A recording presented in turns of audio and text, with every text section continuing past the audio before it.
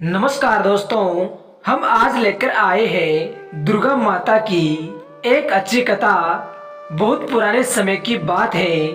अनीता दुर्गा माँ को बहुत मानती थी और वह रोज ही दुर्गा माँ को भोग लगाकर ही भोजन करती थी।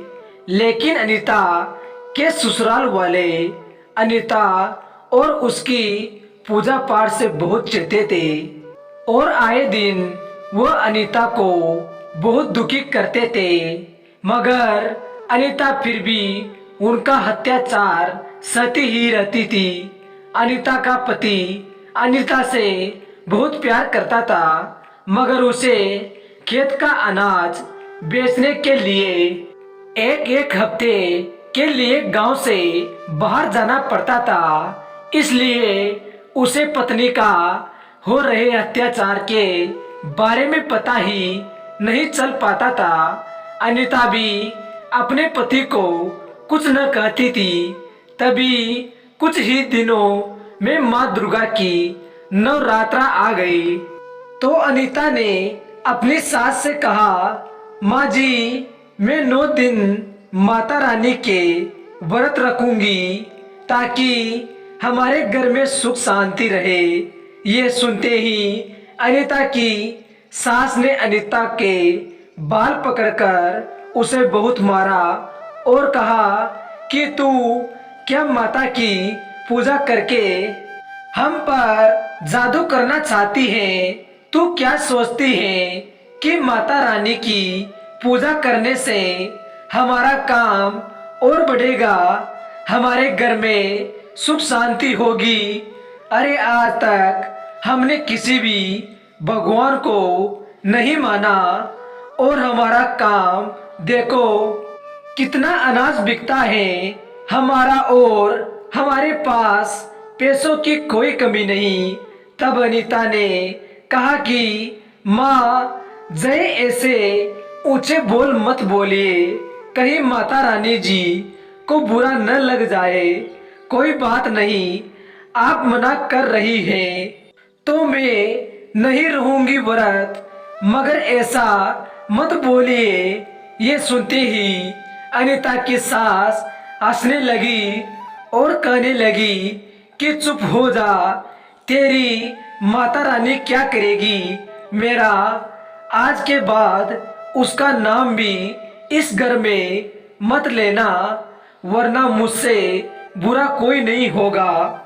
ये सुनकर अनीता बहुत रोती हुई अपने कमरे में जाकर अपने कमरे में रखी एक छोटी सी माता की मूर्ति के आगे रोने लगी और माँ दुर्गा जी से कहने लगी कि माँ, कृपया आप मेरी सास की बातों का बुरा मत मानना, वो थोड़ा गुस्से में थी।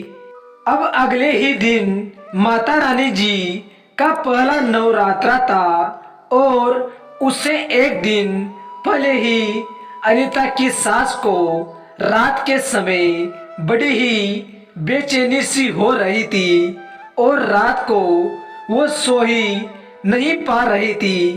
तभी थोड़ी ही देर में उसकी सास की जैसे ही आग लग गई, वैसे ही उसे बहुत बुरा सपना आया और सपने में जैसे उसे कहीं शेर खाने को दौड़ रहे हैं।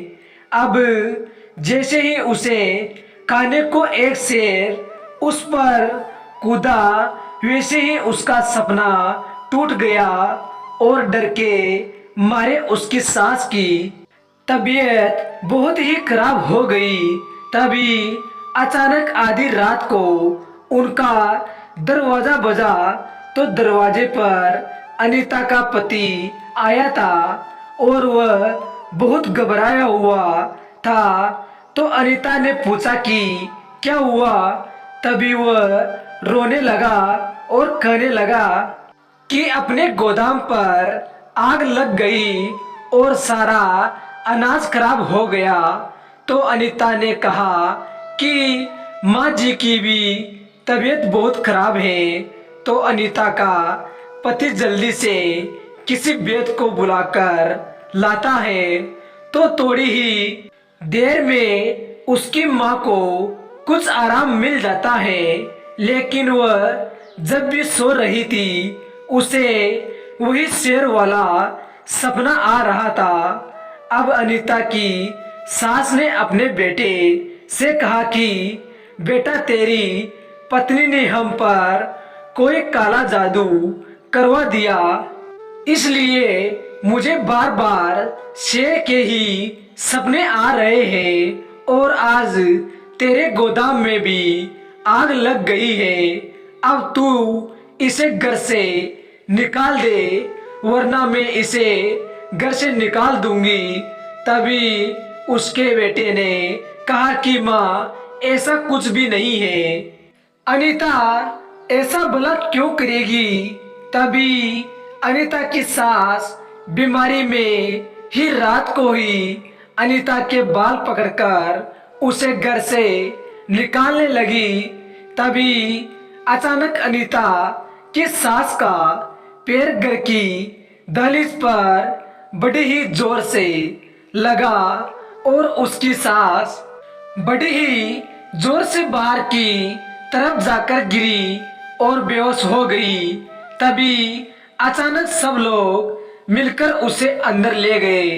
अब अगले दिन सुबह उसकी सास को होश तो आ गया, मगर वह न तो हिलडुल पा रही थी और न ही कुछ बोल पा रही थी।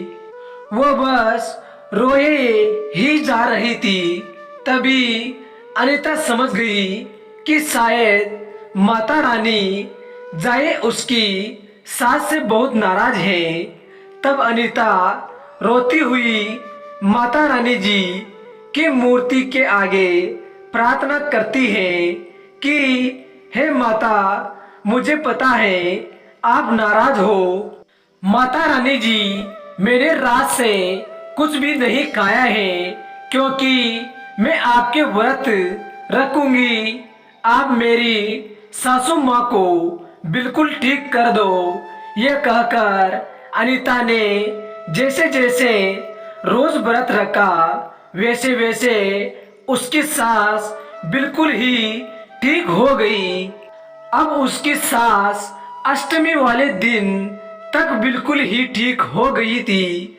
तभी नवमी वाले दिन उसकी सास ने स्वयं घर में माता रानी जी के गीत भजन करवाए और उनसे माफी भी मांगी। तो उसी दिन रात को अनीता की सास को माता रानी जी ने एक कन्या के रूप में उन्हें दर्शन भी दिए। अब अनीता का भी जीवन खुशहाल हो गया था और अब उनका पूरा घर ही माता रानी जी को बहुत मानने लगा और अब घर में भी सब ठीक हो गया था। तो दोस्तों, इस माता रानी जी की कहानी के साथ आप सभी को जय माता दी। मैं प्रार्थना करता हूँ कि इस नवरात्रि में माता रानी जी आप सभी को हमेशा खुश रखे। धन्यवाद दोस्तों।